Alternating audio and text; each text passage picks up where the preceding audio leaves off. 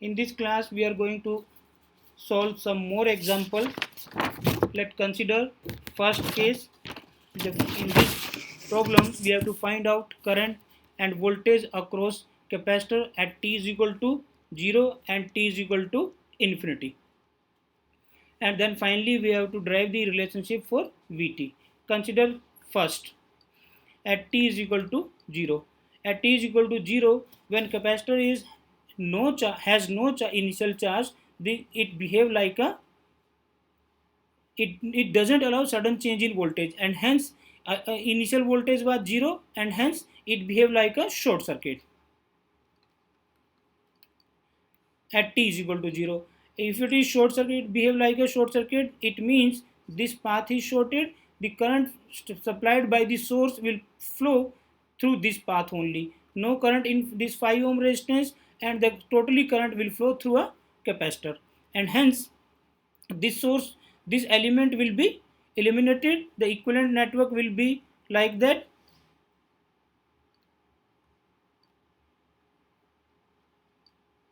We are having a source and 5 ohm resistance plus minus, this is 10 volt. Now the current flowing in this path is I is equal to, is the IC, then IC is equal to 10 divided by 5 is equal to 2 ampere, and hence we can say IC0 is equal to 2 ampere.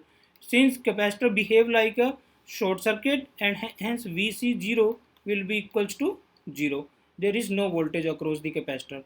Now this is the case when t is equal to 0. Let me consider t is equal to infinity. When t is equal to infinity, it means capacitor is at steady state and it is fully charged. Fully charged. The charged capacitor, the voltage across this capacitor will be equal to the voltage across the 5 ohm resistance. The circuit will behave like that. There is a capacitor. Here in this path, we are having a capacitor, and this capacitor is fully charged. Fully charged here means there is no current flowing through capacitor. This is the resultant network. Here it is plus minus 10 volt. This is 5 and capacitor C. The current in capacitor is IC.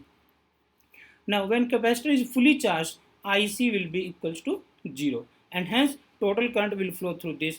Since the applied voltage is 10 volt, there are two resistances in series. The voltage across this 5 ohm resistance will be half of the voltage. Therefore VC infinity will be equals to the voltage across this resistance, which is equals to 5 volt. Now initial value of current, in the current we calculated initial value of voltage is 0, initial value of final value of current in capacitor is 0, the final voltage across the capacitor is 5 volt. Now using the generalized equation, Vc is equal to Vc infinity minus plus Vc 0 minus Vc infinity e to power minus t upon capital T. Here capital T is equal to RC, and R is nothing but the equivalent resistance across capacitor. To find out equivalent resistance across capacitor, all the sources are replaced by their internal resistance across, and Thevenin equivalent resistance is calculated. This is 5, this is 5. These two are in parallel, and hence R is equal to 2.5 ohm. Therefore in this case R is 2.5, C is 3 farad, and hence it is equal to 7.5 second. T we calculated. Final value of voltage is known to us, initial value of voltage is known to us, T is known to us. Then putting all these value in this equation, it will be equals to, final value is 5, then plus 0 minus 5 e to power minus t upon 7.5, which is equals to 5 is taken as common, 1 minus e to power minus t by 7.5. This is volt answer. Now consider another example. Here there is a series RLC circuit energized with AC supply at 50 Hz frequency. When voltage is measured by voltmeter, the voltage across resistance found to be 10 volt, across inductor 12 volt, and across capacitor it is 12 volt. when the current supplied by the source is 2 ampere. Let us draw the equivalent circuit according to the given condition. Then it will be a series RLC circuit. Here it is. This is voltage across this is 10 volt, voltage across this is 12 volt, it is 15 volt. The supplied voltage is V, is and frequency is 50 hertz. The current in this network is 2 ampere. Now, by applying KVL in this network, the voltage across resistor, let it is VR, which is given by I into my R, that is, from here we can calculate R is equal to VR divided by I. VR is 10 volt, I is 2 ampere, then it is 5 ohm. Similarly, voltage across inductor L and C, that is given as VL, which is equals to I into my XL, with that from here we can find out XL. XL is equal to VL upon I, which is VL is 12, I is 2, this is 6 ohm. Similarly, VC is equal to I into my XC, and from here XC can be calculated as VC upon I, which is equals to 15 divided by 2 equals to 7.5 ohm. Now, by the definition, we know XL is equal to 2 pi FL and XC is equal to 1 by 2 pi FC.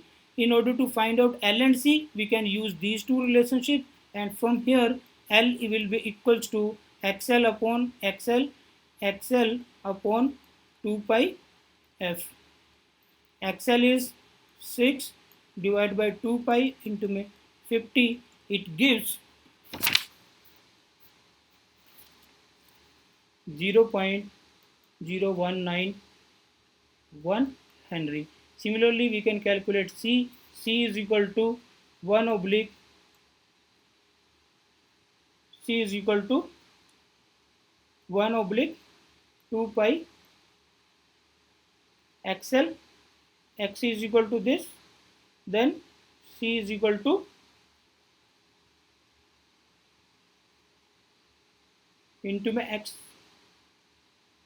XC, which is equals to 1 oblique 2 pi into my 50 into my XC. XC is equal to 7.5, and hence C will be equal to here 0.000424 farad.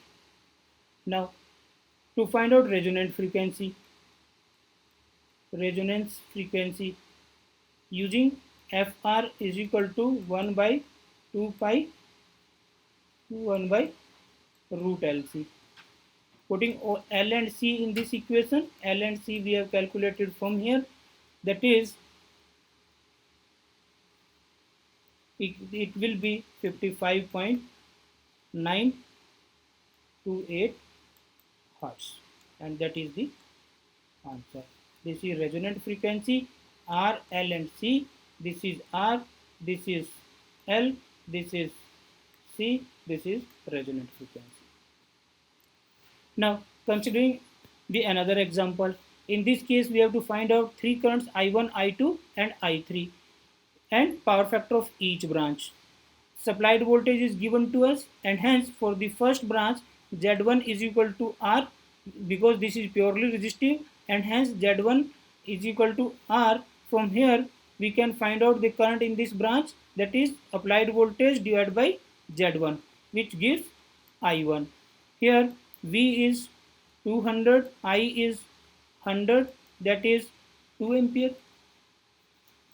Now, since this is purely resistive circuit, therefore cos of phi 1 will be equals to 100. This is 90 degree in this case. Cos of 0 is equal to 1, because angle between current and voltage is 0 in this case. Now for the second branch. In second branch we are having a R and L. First of all we have to calculate XL. XL is equal to 2 pi FL. That means L is also known to us 2 pi into 50 into my L 150 into 10 to power minus 3, which is equals to 47.12 ohm. Now X in second third branch. First of all, we have to calculate Xc. Xc will be equals to 1 by 2 pi Fc, which is equals to 1 by 2 pi into my 50 into my C. C is 100 into 10 to power minus 6. This gives Xc. Xc will be here in this calculation 31.83 ohm. Now we are knowing XL, Xc and R in the first branch. Now in first branch we calculated I1. Similarly we can calculate I2 in second branch, which will be equals to V by Z2. V is the applied voltage. Since these three branches are in parallel, applied voltage is 200 divided by Z2. Z2 is R2 20 plus J XL. XL is 47, 47.12. Now this can be converted into polar form. It will be 200 divided by 51.18 angle of 67. Now the angle of this voltage is 0 if it is not given. This is by default 0 if unless it is not mentioned here. From here we can find out I2, that will be equals to 3.91 angle of minus 67 degree. Now the third branch. In third branch I3 is equal to V upon Z3. V is the applied voltage, Z3 is the impedance of third branch. Now V is 200 again, Z3 is resistance R3 minus JX3. Now in this case 30 minus JX3, this is 31.81. Now converting it in polar form, then it will be 200 divided by 43.74 angle of minus 46.69. Now in this case the current I3 will be equals to 4.57 angle of, it will becomes 46.69. Now in this case, in second case, cos of phi 2 will be equals to cos of 67 degree, that is equals to 0.391 lagging. Now cos of phi 3, which is equals to cos of 46.69, which is equals to 0.6859 leading. Here it was lagging, here it was lagging, here it is leading. Here the current and voltage both are in same phase. To find out the phasor diagram for this, now first of all we have to take a reference.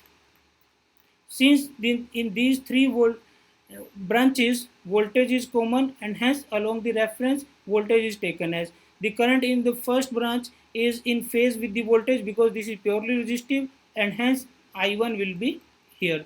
In the second branch, the branch is having inductance and current is lagging the voltage by an angle of 67 degree, then this is the I2 and the angle is 67 degree. This is I2. Now in third branch the angle is plus 46, then this will be, this is I3 and angle is 46.69 degree. This is the phasor diagram for this circuit.